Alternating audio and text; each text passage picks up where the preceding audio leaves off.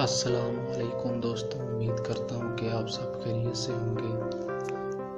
आज की इस वीडियो में हम काजू के बारे में बात करेंगे, जिसमें छुपा है ऐसी बीमारी का इलाज जिसमें आजकल हर पाकिस्तानी मुब्तला है।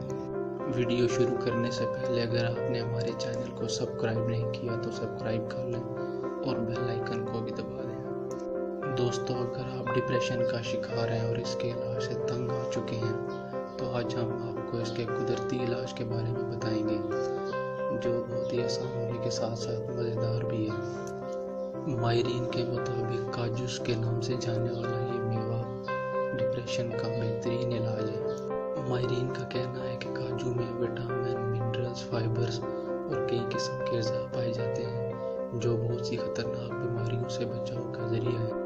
इसके अलावा काजू में कई मिनरल जैसे पोटाशियम, मैंगनीज, जिंक, आयरन वाफर मिकदार में पाए जाते हैं। बस इन्हीं तमाम अज़ा की मौजूदगी से काजू की थोड़ी सी मिकदार को इस्तेमाल करने से जिस्म में पैदा होने वाली कमी को पूरा किया जा सकता है। काजू में पाया जाने वाला एक अहम जुज़ ट्रिप्टोफान है, जो कुदरती तौर पर इंसान के मिजाज को काबू में रखने की सलाहियत रखता है। ट्रिप्टोफान ज़हनी दबाव को कम करने के साथ साथ नींद में पैदा होने वाले खलल को भी दूर करता है और बढ़ते बच्चों की बेहतर नशोनुमा में भी अहम किरदार अदा करता है।